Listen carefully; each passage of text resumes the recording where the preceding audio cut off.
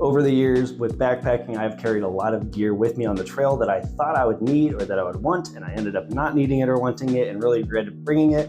So this is for you guys. Today, I'm gonna be sharing all the gear that I have personally learned or learned through watching others experience this, the gear you think you need to bring on the trail or that you want to bring on the trail, but you really don't. Quick disclaimer here, gear is actually kind of a personal choice. Sometimes there's gear that you need to bring with you that others don't, or vice versa, all that kind of stuff. So take this all with a grain of salt and understand that this is, for me, the experience that I've had and the experience I've seen others have. And I think 90% of this stuff on this list is stuff that you really don't need to be bringing with you. But sometimes you have special consideration or just something that you don't care about the weight and it's worth bringing anyway because it's good for you. So there you go, just that quick disclaimer for you. The first one is heavy multi-tools. So you should bring like a knife or scissors or something like that with you on the trail. It's really handy. I bring this little like utility knife that's like this big. It just has like a razor blade on the end and it's been great. But you don't need to bring a whole multi-tool. It just adds a little bit of extra weight that you don't really need because you're not going to use most of the stuff on it that you couldn't figure out how to open things with or whatever without it. So a heavy multi-tool, I've just never really found the use for it when I've brought one a couple of times. But I've always had need or desired like a knife. So just bring like a simple utility knife and that'll do it for you instead of a multi-tool. The next one is full-size camp chairs or even just like small camp stools or whatever you want to call them. They're just like those kind of single-use item that all you're going to use it for is sitting on essentially. And the truth is, when you're out on the trail, most of the time you're going to have like a rock to sit on, or if you have a bear canister, you can sit on your bear canister. Or if you have like a folding foam, pad, sleeping pad or whatever, you can bring that and sit on that. There's other ways to do this instead of bringing like a chair that's specifically just only a single-use item for sitting on. Now this is one of those things where like 90% of people don't need a camp chair, but there might be like 10% that just say like, for whatever reason, it's really worth carrying this thing with me. And I know it's only a single-use item, but it's worth it for me. So I would say don't bring camp chairs. This is not camping, this is backpacking. So try to cut weight where you can and only bring items that have multiple uses or like such good utility that you have to bring them even if they only have one use, like a cook kit. The next one is large first aid kits. So you should bring first aid with you. You should bring stuff for first aid.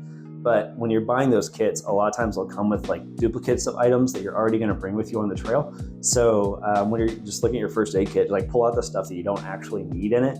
It's going to help you out. For instance, I always bring extra bottle of ibuprofen and Tylenol and that kind of stuff with me. So in the first aid kit that I bought, it comes with like little tablets of that stuff, but I already have whole bottles of it, so I don't really need the tablets. So you can pull those out. That kind of stuff. Like there's like other items of that nature, but yeah, just make sure that the first aid kit you're bringing is actually just stuff that you're going to actually use or maybe need. So probably don't get rid of like the sutures or whatever, because what if you really need them? And you're probably not carrying those loosely in your backpack. So make sure you don't get rid of stuff that you might need and don't get rid of stuff that like you're saying, well, that'll never happen to me. And then when it does, you're in trouble because you didn't bring it with you. But don't bring like triplicate of items that you don't need to bring. The next one is oversized cook kits. What I mean by this is once again, kind of like camping versus backpacking. So in camping, you can bring like pots and pans and plates and silverware and extra cups and all that kind of stuff. But with backpacking, you're really looking for every ounce matters and every ounce counts. And like the room that it takes in your pack, you really want to like be considerate of that. So don't bring oversized cook kits or extra pots and pans and cups and all that kind of stuff. Just bring like your standard all-in-one cook kit or your canister stove with your cup and maybe an extra cup if you want to. If you want to drink coffee while you make breakfast, that sort of thing. Just like the one spork or whatever, don't bring like all this extra stuff. It just wastes weight and space and all that kind of stuff. So scale down your cook kit. The next one is duplicate clothing items. So you should bring like multiple pairs of underwear and socks and that kind of stuff, but don't bring like 5 pairs of underwear and 5 pairs of socks and 5 t-shirts and 3 like pullover, polyester like pullovers and 2 rain jackets and all that kind of stuff. So just make sure you have like 1 rain jacket, 1 down mid layer, 1 inside mid layer, like a pullover, like a fleece or whatever, and then like 2 t-shirts, 2 pairs of underwear, 2 pairs of socks. So you wear one and then you wash one and then you keep flipping them. That's how you do it.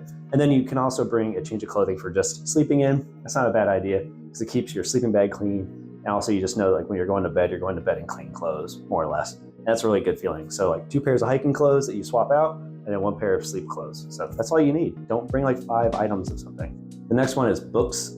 So by all means, if you want to read on the trail, bring like a Kindle or something, but don't bring paper books. I have seen people bring paper books, and you always think you're gonna read them, and you always think you're gonna have this time to do it and desire to do it, but you really don't. So if you bring a Kindle, it's really lightweight and you can hold a ton of books on it, and you can read all you want, but you also don't need to depend on like the light or a headlamp or whatever, because you have a Kindle that's backlit. So if you're gonna bring books, bring a Kindle, but don't bring like paper books with you. They just take up a lot of space. They're really heavy compared to like what you get for them kind of stuff. So you're always sort of balancing these like cost and effect kind of thing and all that. So don't bring paper books with you. Here are a few bonus items that I also would not tell you to bring on the trail with you, but I just didn't want to put them in another category. So the first one is hatchets. So like hatchets or axes or stuff like that. You don't really need them 99% of the time, 98% of the time. You can find loose stuff that's already dead or whatever, or you're just like, if you're above 10,000 feet, you're not doing that anyway. So you can just use your cook kit to cook with. So don't bring a hatchet. It's really unnecessary. It kind of feels fun to bring, but you don't need it. The next one is fishing poles. Another one that like you think you're gonna use it a lot. You're gonna wanna go fishing and all this stuff. You don't have the time you think you do. You don't have the light of day that you think you do, all that kind of stuff. So leave the fishing pole at home unless it's like obviously part of your trip. Do a fishing trip or whatever, but mostly just leave the fishing pole at home. The next one is like big skillets or cast iron skillets or whatever. People try to bring that kind of stuff on the trail and it never works out well.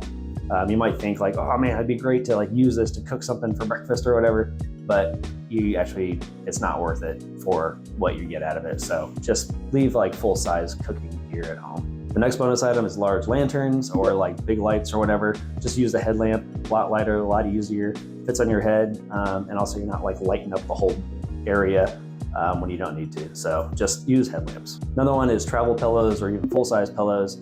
If you really have to use a pillow and bring one with you, then fine, but use like a backpacking travel pillow. Don't bring like a bigger one. And even better yet, just like take your clothes bag, stuff it in there, roll it up, put it behind your head, use that as a pillow.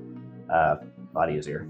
The last of the bonus items is heavy camera gear. So if you're a photographer, I absolutely bring camera gear, but make sure you're just bringing what you need, because camera gear is heavy and expensive and kind of fragile. So you don't want to bring stuff on the trail that you don't need with you, because you're gonna be carrying it every day. So heavy camera gear. Just remember that every ounce feels like a pound after about 5 days on the trail. So when you are packing your kit and when you're looking at what to bring and what to leave and all that kind of stuff, just think about every ounce that you're bringing kind of feels like half a pound or a pound 5 days on the trail. So when you're packing out your kit, just think about that. Every ounce is a pound in 5 days.